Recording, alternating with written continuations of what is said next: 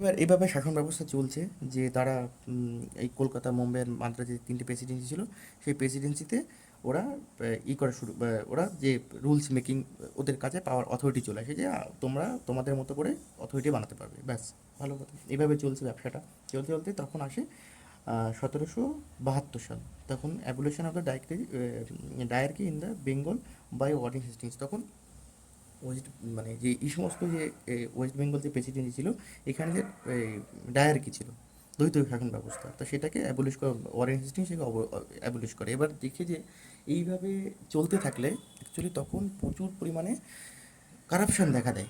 প্রচুর পরিমাণে কারাপশান দেখা দেয় কোম্পানির ভেতরে, যে অ্যাকচুয়ালি কোনো ঠিকঠাক সেটিং ছিল না, ঠিকঠাক কোনো কিছু ছিল না, যার কারণে কোনো রুলস রেগুলেশন সেভাবে অ্যাপ্লাই হতো না, যার কারণে প্রচুর পরিমাণে এই কারাপশান দেখা দেয়। তখন কি করে, তখন এই তখন প্রথম লিখিতভাবে আর কি এই একটা এই রেগুলেটিং অ্যাক্ট ১৭৭০ যেটা ৭৩ সালে এই রেগুলেটিং অ্যাক্টটা চালু করা হয়।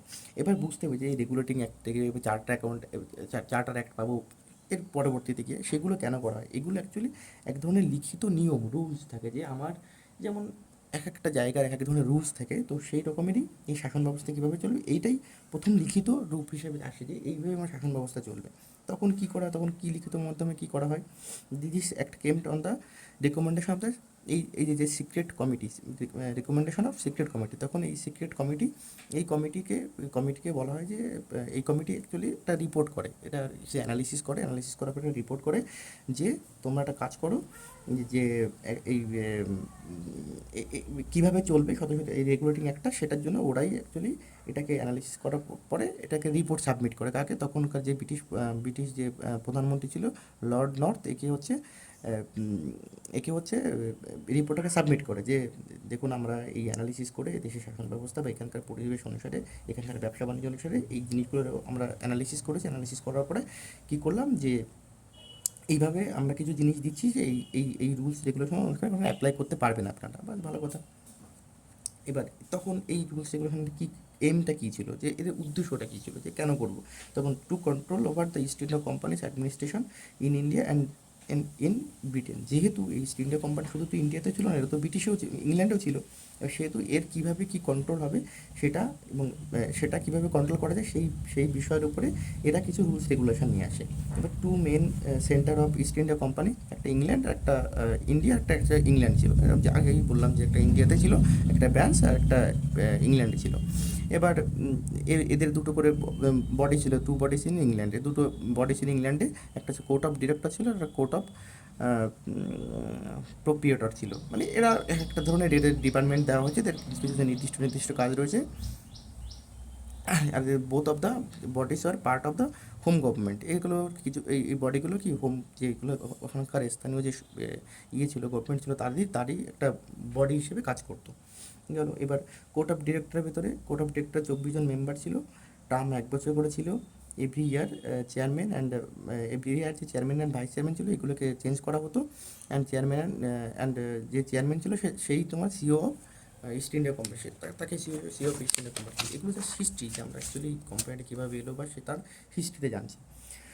এবার পরবর্তীতে ১৭৭৩ সালে যে রেগুলেটিং অ্যাক্টটা করা হয়, তাদের কার্যকাল ১ বছর থেকে বাড়িয়ে ৪ বছর করা হয়। যে কোর্ট অফ যে ডিরেক্টরগুলো ছিল তাদের কার্যকাল তো আগে ১ বছর ছিল, সেটাকে পরবর্তীতে ১ থেকে ৪ বছর করা হয়।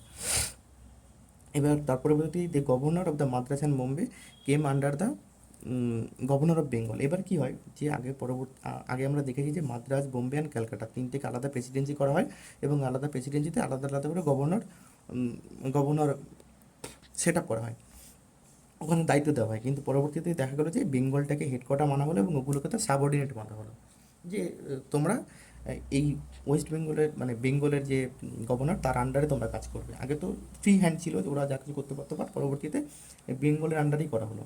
তারপর গভর্নর অফ বেঙ্গল কী করছে, গভর্নর অফ বেঙ্গলকে তখন গভর্নর জেনারেল অফ বেঙ্গল বলা হয়। যেহেতু আগে উনি ছিল শুধুমাত্র গভর্নর, 3টে গভর্নরের ভিতরে একটা গভর্নর বেঙ্গলে ছিল, কিন্তু এখন কী করলো, যেহেতু এই বেঙ্গলের যে গভর্নর ছিল, তার আন্ডারে যেহেতু আর দুটো গভর্নর এসে গেল, তার জন্য এই গভর্নর অফ বেঙ্গলটাকে পরবর্তীতে নাম চেঞ্জ করে দিয়ে তাকে গভর্নর জেনারেল অফ বেঙ্গল করা হলো। তো এই প্রথম কে ছিল, এটা ওয়ারেন হেস্টিংস ছিল। ঠিক আছে, এটা খুব ইম্পর্টেন্ট কোশ্চেন, এটা তো মানে হিস্ট্রিতেও আসে বা ইসো পলিটিতেও এই এই কোশ্চেনটা অনেক সময় অনেক পরীক্ষায় আসে। তো পরবর্তীতে দেখা যাচ্ছে কাউন্সিলে এই তখন এই ওয়ারেন হেস্টিংসের যে কাউন্সিলটা করা হয়, একে 4জন মেম্বার ছিলেন, একটা ফিলিপ ফ্রান্সিস, একটা ক্লেভারিং, একটা মনসন আর একটা বারভেল। এই 4জন আর সহকর্মী হিসেবে কাজ করে, এই কাউন্সিলে যে মেম্বার সহকর্মী হিসেবে কাজ করে। এবার তখন কী হয়, ওই 1773 সালের রেগুলেটিং অ্যাক্ট অনুসারে এই যে ট্রেড মনোপলি ফর 20 ইয়ার্স, মানে ইস্ট ইন্ডিয়া কোম্পানি তখন এই পুরোপুরি ট্রেড করার জন্য, মানে এই ব্যবসা করার জন্য পুরোপুরি মনোপলিটা 20 বছরের জন্য পায়। তাহলে 1773 থেকে 20 বছর প্লাস করতে কত হচ্ছে, 1793 সাল অবধি, বাস এই অবধি ওরা পুরোপুরি ওরা একাধিপত্য করতে পারবে ব্যবসার ক্ষেত্রে। এবার আরেকটা জিনিস করা হয়, এবার শুধুমাত্র কোনো কোম্পানি কোম্পানি চালু কোম্পানি যেহেতু চালু করলে তো হবে না, তার যে কারাপশান হচ্ছে কিনা বা সেটা ঠিকঠাকভাবে যে রুলস রেগুলেশন তৈরি করেছে সেটা ঠিকঠাকভাবে মানে মেনে চলা হচ্ছে কিনা, তার জন্য তো একটা কোর্ট বা হয়েছে, কারণ কোর্ট তখন যদি কোনো কেউ যদি কারাপ্ট হয় বা কেউ যদি কোনো খারাপ কাজ করে, তখন সে কোর্টে অ্যাপিল করতে পারবে তার বিরোধী পক্ষ, যে দেখো এইভাবে কাজ হচ্ছে না, কারণ কোর্টে মনিটরে সব কিছু কাজ চলছে বর্তমানে, বর্তমানে এই জিনিসগুলো আমরা দেখতে পাই। তো সেই ব্যাপারে পরে আসছে। তো তখন এই জন্যই বেসিক্যালি এইটা ঠিকঠাকভাবে চালু করছিল, তার জন্য কোর্ট, ন্যায়ালয় প্রতিষ্ঠা করা হয়েছে যে এই ইস্ট ইন্ডিয়া কোম্পানি ঠিকঠাক তার রুলস মাফিক কাজ করছে কিনা, বা এদের যে এমপ্লয়িগুলো, এই এমপ্লয়িগুলো ঠিকঠাক কাজ করছে, ঠিকঠাক কাজ করছে কিনা এবং কারাপ্টেড কিনা। তো যার জন্য এই তখন সুপ্রিম কোর্ট বানানো হয় এই 1774 সালে, এটা কলকাতাতেই। তখন চিফ জাস্টিস হিসেবে লর্ড এলিজা ইমফেকে নিযুক্ত করা হয়, এবং তার সঙ্গে তার আর আদার্স যে 3জন জাজ ছিলেন, তারা হচ্ছে lord lord Hyde, lord Chamber আর হচ্ছে লর্ড লিমেনস্টার। এই তিনজন বিচারককে লর্ড এলিজাবেথের আন্ডারে রাখা হয়। তারাও এটা দেখবে, কারণ একজনের পক্ষ তো সব কিছু, এক চিফ জাস্টিসের পক্ষ তো সব কিছু সম্ভব নয়। তো সেহেতু তার সঙ্গে আরও সহকারী যে বিচারক তাদের নিযুক্ত করা হয়। এবার 1774 সালে a professional assembly for the Bihar was set up. তখন প্রফেশনাল অ্যাসেম্বলি করা হয়। প্রফেশনাল অ্যাসেম্বলি আমাদের যেমন বিধানসভা, তখন ওই 1774 সালে জাস্ট এটা একটা বিধানসভা বিহারে তৈরি করা হয়। বাস হলো, the employee of the East India company are prohibited do the business without licence. তখন অ্যাকচুয়ালি তখন অনেক সময় এত তো রুলস রেগুলেশন যেহেতু ছিল না, সেহেতু যে যার মতো করে একটা করে বিজনেস চালু করতো, যারা ইস্ট ইন্ডিয়া কোম্পানি আন্ডার থাকতো তারা আবার সাইড বিজনেস শুরু করতো বেসিক্যালি। তো এটাকে প্রহিবিট করা হয় যে না, এরকম করা যাবে না। এরকম করতে গেলে এই এই লাইসেন্স ছাড়া কোনো কিছু করা যায় না, সরকার থেকে লাইসেন্স পাবে তবে তুমি একমাত্র ব্যক্তিগতভাবে করতে পারবে, এটা আদারওয়াইজ তুমি করতে পারবে না। এবার the employee of the East India company are prohibited to receive gift. তখন কী করতো অ্যাকচুয়ালি, এরকমই তো এখনও সেই এই ব্যবস্থাগুলো দেখা যায় যে অনেক সময় কোনো কাজ করানোর জন্য কোনো বড় অথরিটিকে অনেক সময় পয়সা বা কোনো কিছু দিয়ে হয়, একটা কার্ড দিতে হলো যে স্যার আমার এই কাজটা আমাকে এই প্রজেক্টটা আমাকে দিন, তো তার জন্য আপনাকে এটা কার্ড, এই জিনিস মানে আপনাকে আমি কার্ড দেবো বা কোনো কিছু অফার করবো, এখন ওই জিনিসগুলো রয়েছে, এখন ওই জিনিসগুলো চলে আসছে। তো এই জিনিসগুলো প্রহিবিট করা হয় যে এটা লিগালি এটা করা যাবে না, গেল। এবারে তার পরবর্তীতে এই জিনিস, এই 1773 সালে এই রুলসগুলো তৈরি হলো, রুলসগুলো তৈরি হওয়ার পরবর্তীতে আর একটা রুলস এলো। তো সেটা হচ্ছে কি 1781 সালে, এটার নাম কিন্তু the act of settlement act. এইভাবে কিন্তু আস্তে আস্তে দেখো, তোমরা একটা জিনিস বুঝতে পারছো, আস্তে আস্তে কিন্তু এই জিনিসগুলো আপডেট হচ্ছে, যেমন আমাদের ফোনে সফটওয়্যার আপডেট হয় কিছুদিন বাদে বাদে, এটা কিন্তু আস্তে আস্তে অ্যাডিশন হচ্ছে, যে কারেকশান হচ্ছে, যে এই রুলসগুলো আরও কী কারেক্ট করতে পারি, আরও কী ভালো করতে পারি আস্তে আস্তে। তো সেভাবে দেখতে গেলে দেখা যাচ্ছে যে এই গভর্নমেন্ট অফ, তখন 1781 সালে যে সেটেলমেন্ট অ্যাক্ট, এটাতে কী করা হলো যে government Calcutta got the power to make law for the entire Bengal and Bihar and Orissa. তো একে তখন অ্যাকচুয়ালি এই বেঙ্গল প্রেসিডেন্সির ভেতরেই এই উড়িষ্যা, এখনকার বর্তমান যে উড়িষ্যা রাজ্য, বিহার রাজ্য, এগুলো সব এর মধ্যেই ছিল। তখন এই গভর্নমেন্ট অফ ক্যালকাটা, এই যে সরকারটা ছিল তখন, তো সে কী করতে পারে, এই পুরো সমগ্র বিহার, বেঙ্গল এবং উড়িষ্যা সবার জন্যই রুলস তৈরি করতে পারতো উনি, ব্যাস। Two source of making law regulating act 1773 সালে কলকাতা, আর অ্যাক্ট অফ দ্য সেটেলমেন্ট 1781 সালে বেঙ্গল, বিহার অ্যান্ড উড়িষ্যা, গেল। তাহলে 1773 সালে শুধুমাত্র তখন এই রেগুলেটিং অ্যাক্ট অনুসারে কলকাতা রুলস বানাতে পারতো, এবং পরবর্তীতে অ্যাক্ট অফ সেটেলমেন্ট 1781 সালে কী করলো, বেঙ্গল, বিহার এবং উড়িষ্যার ক্ষেত্রে, এই সমগ্র অঞ্চলের ক্ষেত্রে এই ইস্ট ইন্ডিয়া কোম্পানি তখন রুলস বানাতে পারতো, অধিকার দেওয়া হলো। পরবর্তীতে কিছু বছর পরে, 3 বছর পরে 1784 সাল, তখন পিটস ইন্ডিয়া একটা চালু একটা আসে আর কি। এর পরবর্তী একটা এটা আসে। এটা আসার পরে এখানেও কিছু কিছু জিনিস ঠিক করা হয়। আরও কিছু কিছু রুলস যেগুলো এখানে অ্যাড করা হয়, তার ভিতরে হচ্ছে trade and administration are separate from the East India company. তখন কী হয়, অ্যাকচুয়ালি আগে ওই যেই অ্যাডমিনিশন দেখতো সেই ট্রেড দেখতো, কিন্তু পরবর্তীতে এখন ডিপার্টমেন্ট ভাগ করে দেওয়া হয়। এই ট্রেড একটা ডিপার্টমেন্ট করা হয়, অ্যাডমিনিস্ট্রেশনটাকে আরেকটা ডিপার্টমেন্ট করা হয়। বাস, যেহেতু সব কিছুর জন্য একটা ফ্লুয়েন্ট আনার জন্য, যে জিনিসগুলো সব ঠিকঠাকভাবে হওয়ার জন্য ওই আলাদা এই ট্রেডের জন্য আলাদা সেপারেট ডিপার্টমেন্ট করা হয়, অ্যাডমিনিস্ট্রেশনের আলাদা ডিপার্টমেন্ট করা হয়। তো এবার ট্রেড অ্যাফেয়ার্সটাকে এই কোর্ট অফ ডিরেক্টর এরা দেখাশোনা করবে, কোর্ট অফ ডিরেক্টরগুলো ট্রেড অ্যাফেয়ার্সটাকে দেখাশোনা করবে। আর board of controller in England এরা হচ্ছে এই পলিটিক্যাল অ্যাফেয়ারগুলো দেখবে, কারণ কার সঙ্গে কী যুদ্ধ হবে, কোন সরকারের সঙ্গে ডিলিং করতে হবে, কার থেকে ট্যাক্স কম নেবে, কোন সরকার কোন জায়গাতে ব্যবসা করলে সেই সরকারের সঙ্গে কী করে আমি ডিল করবো, কত টাকা কম বেশি করা যাবে ট্যাক্সের ক্ষেত্রে, সেক্ষেত্রে আমরা কী করতে পারি। সেক্ষেত্রে সেই সেই জিনিসগুলো কারা দেখলো, যে board of control in England, এই ইংল্যান্ডে বসে এরাই যে 6 মেম্বার, এরা 6জনকে দিয়ে একটা বোর্ড তৈরি করা হয়, এরা দেখাশোনা করবে। বাস, a court was establish in England, England for the cases east cases in East India company in England.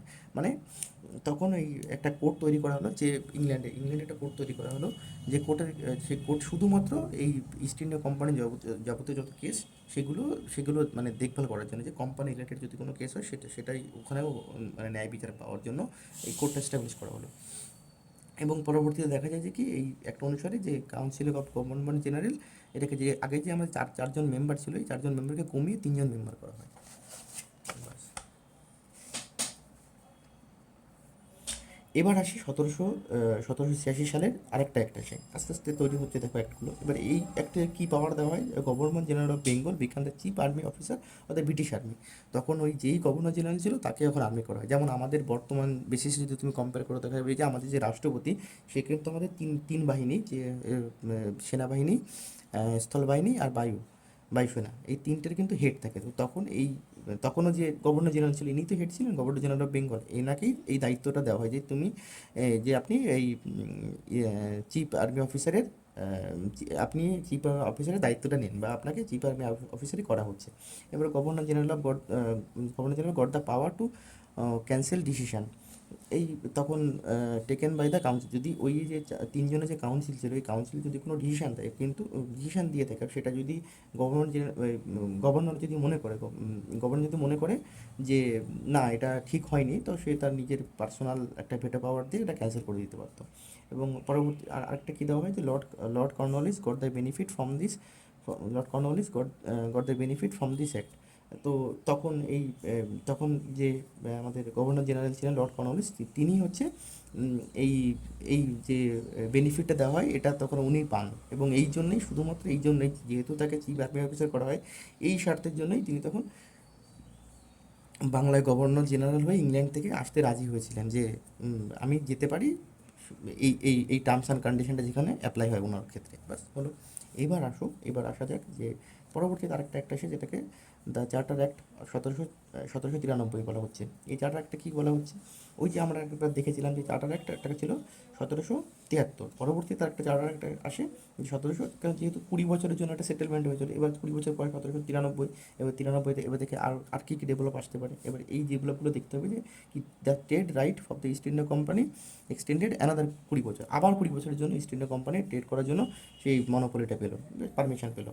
The salary from the member of the board of control was started paying from Indian revenue. আগে কী হতো, যে যখন কোম্পানিটা তৈরি হয় তখন এই ওদের যে মাইনেটা ইংল্যান্ড থেকে আসতো, কিন্তু এই 1793 সালে অ্যাক্ট অনুসারে দেখা যায় যে যেহেতু এরা ইন্ডিয়া থেকে পয়সা কামাতো ব্যবসার মাধ্যমে, সেই টাকার থেকেই ওদের যে বেতন যারা যেসব বোর্ড অফ কন্ট্রোলে যেসব লোকজন ছিল, তারা যে টাকাটা পেতো, সেটা এখান থেকে ইন্ডিয়ান রেভিনিউ থেকেই দেওয়া হতো, ওটার ইংল্যান্ড থেকে আর আসতো না। এবার administration of the written law study, তখন এই যে প্রথম এই যে লেখা শুরু হয়, এটা মানে তখন লিখিতভাবে এই জিনিসগুলো চালু হয়েছে, এই মানে যে এই অ্যাক্টগুলো, যে রুলসগুলো, এগুলো প্রথম লিখিত অবস্থায় এটা শুরু হয়। এই supreme court the power the explain those written law, এই যে লগুলো এখনও এটাই আছে যে যদি কোনো ল হয় সেটাকে কোর্ট, সুপ্রিম কোর্ট সেটাকে ইন্টারাপ্ট করতে, মানে ইন্টারপ্রিটেশন বের করতে পারে যে এটা কী, এটা কী বলতে হয়েছে বা এটা কী রুলস রেগুলেশন রয়েছে, এটা সুপ্রিম কোর্টে অ্যানালিসিস করার ক্ষমতাটা তখন দেওয়া হয়। এখনও সেটা, এখনও সেই একই ব্যবস্থাই রয়েছে। তো 21শে এপ্রিল 1793 সালে আইসিএস, এই যে প্রথম আমরা যে অনেক ডব্লিউপিসি, এই আইপি, ইউপিএসসি যে এক্সামগুলো দিয়ে থাকি তার মাধ্যমে, সেই ইউপিএসসির নাম ছিল আগে কি, ইন্ডিয়ান সিভিল সার্ভিস। এই ইন্ডিয়ান সিভিল সার্ভিসটা তখন চালু চালু করে এই লর্ড কর্নওয়ালিস। তিনি বেশ বুদ্ধিমান ব্যক্তি ছিলেন, কারণ জানতেন যে আগে হয়তো কোনো ইন্টারভিউ বা কোনোভাবে জয়েনিং করানো হতো এই অ্যাডমিনিস্ট্রেশনে, কিন্তু পরবর্তীতে লর্ড কর্নওয়ালিস মনে করেন যে না, একটা কোনো একটা এক্সাম দিতে হবে, এক্সাম ক্লিয়ার করলে তবে তুমি একজন সিভিল সার্ভেন্ট হতে পারবে, আদারওয়াইজ নো। গেল। এবারে 1793 সালে আরেকটা কী করে, রেভিনিউ বোর্ড গঠন করে এবং রেভিনিউ পুলিশ গঠন করে। মানে বুঝতে পারছি এখন যে রেভিনিউ পুলিশটা রয়েছে, যে আবগারি ডিপার্টমেন্ট, সেই ডিপার্টমেন্টটা কত সালে, 1793 সালে তখন ওরা চিন্তা ভাবনা করে রেভিনিউ বোর্ড এবং রেভিনিউ পুলিশ দুটোই গঠন করে। তাহলে কতটা ইন্টেলিজেন্ট ছিল এরা। যে তো এখনও সেই সেই যে সিস্টেমটা সেটা এখনও চালু রয়েছে। তাহলে কতটা ওরা এতটা মাথার দিক বা বুদ্ধির দিক থেকে কতটা উন্নত ছিল। এবার পরবর্তীতে 1793 থেকে 20 যোগ করে, যেহেতু 20 বছরের জন্য 20 বছর পরে আরেকটা চার্টার অ্যাক্ট আসে, এটা 1813 সালে আরেকটা চার্টার অ্যাক্ট আসে। এবং এটাতেও কিছু কিছু রুলস আরও অ্যাড করা হয়। সেটা কি, যে খ্রিস্টান মিশনারিটা অ্যারাইভ ইন ইন্ডিয়া, এই খ্রিস্টান মিশনারি, এই যে খ্রিস্টান যে মিশনারিগুলো রয়েছে, এগুলো তখন ইন্ডিয়া আসতে শুরু করে ধর্ম প্রচার করার জন্য। এরা ওদের অধিকার পায় যে এরা আসতে পারবে। এবং এই যে প্রথমে দেখো যে 1,00,000 টাকা, যে 1,00,000 rupees per year, sanction for the development of Indian education, এই যে শিক্ষা, ইন্ডিয়ান শিক্ষার ক্ষেত্রে এই 1,00,000 টাকা বরাদ্দ করা হয়। এবার এটা দুদিক থেকে বিচার করা যায়। এক তো এটা কেন করেছে, প্রথম কথা, হ্যাঁ, একদিকে দেখতে গেলে যে দেশের শিক্ষা ব্যবস্থা উন্নতি করার জন্য, আমাদের দেশীয় ভারতীয়দের শিক্ষা ব্যবস্থা উন্নতি করার জন্য এটা খুবই ভালো হয়েছে। 2 নম্বর হচ্ছে ওরা একটা সমস্যা পড়েছিল, যেহেতু এখানে ইংলিশের সেই রকম কোনো ব্যবস্থা ছিল না যে ইংলিশ জানার জন্য। এই জন্য নিচু লেভেলে যে কর্মচারী, সেই কর্মচারীরা সেই ডিলিং করতে পারতো না উপরে অফিসারদের সঙ্গে প্লাস মানুষের সঙ্গে। এই কমিউনিকেশনের যে জায়গাটা, এটা খুব অসুবিধা হচ্ছিলো। এর জন্য ওরা ভাবলো যে না, আমরা এডুকেশন করি এবং সেখানে যারা পড়াশোনা করবে অন্তত ইংলিশটা জানবে বা এই কিছু কিছু ডেভেলপ, কিছু বিজনেস সম্পর্কিত কিছু জিনিস শিখবে, তবেই আমাদের ক্ষেত্রে শাসন করে চালানোর জন্য খুব উপকারী হবে। তো দুটো দিক থেকেই এটা বেশ মানে উইন উইন সিচুয়েশান ছিল ব্যাপারটাতে। এবার আরেকটা কী করা হলো, যার জন্য যেটা বলিনি শেষ করিনি, যার জন্যই ওরা 1,00,000 টাকা এই ভারতীয় পড়াশোনার জন্য একদম ধার্য করলেন যে 1,00,000 টাকা দেওয়া হবে এবং এটার জন্য বিভিন্ন স্কুল বা বিভিন্ন রকমের শিক্ষা প্রতিষ্ঠান খোলা হবে যাতে পড়াশোনা করতে পারে এখানকার মানুষ। আর একটা কি, the trade monopoly, east India company এবার 1813 সালে ট্রেড মনোপলিটাকে শেষ করে দেয়। ট্রেড মনোপলি শেষ করার মানে হচ্ছে যে কোম্পানিটা উঠে যায়নি, কিন্তু একাধিপত্য যে ছিল তখন কী করে, এই যে যখন এই ইস্ট ইন্ডিয়া কোম্পানিতে প্রচুর প্রফিট কামিয়েছিল ইন্ডিয়া থেকে, তখন সেটা দেখে আরও বিভিন্ন রকম কোম্পানি, ইংল্যান্ড ফ্রান্স থেকে তারাও আসতে চেষ্টা করলো যে না, আমরাও এবার ব্যবসা করবো। কিন্তু যেহেতু শুধু মনোপলি ছিল, যে শুধুমাত্র ওরা করতে পারছে, যেন অন্য কোনো কোম্পানি এসে আর কম্পিটিশন করতে পারছে না, কারণ তো অপশানই নেই, তারা তো আসতেই পারবে না। তো বেসিক্যালি যে কারণের জন্য এই তখন ওদের শুধুমাত্র যে মনোপলি ছিল, মনোপলিটা তুলে দেওয়া হলো যে না, শুধুমাত্র তোমরা করবে এটা হবে না বাবা, ওরা অন্য কোম্পানিও এখানে এসে কম্পিটিশন করতে পারবে এবং ব্যবসা করতে পারবে, বাস। কিন্তু শুধুমাত্র দুটো জায়গাতে ওদের রাখা হলো, যে ট্রেড, মানে চায়ের যে ট্রেডটা ছিল আর হচ্ছে চায়নার সঙ্গে যে ট্রেডটা ছিল, এই দুটো জায়গায় শুধুমাত্র ইস্ট ইন্ডিয়া কোনো কোম্পানি করতে পারবে, বাট আদারওয়াইজ অন্য কোম্পানি এই দুটো বিষয় কিন্তু কোনো রকমভাবে ইন্টারফেয়ার করতে পারবে, তারা এই বিষয়ে ব্যবসাই করতে পারবে।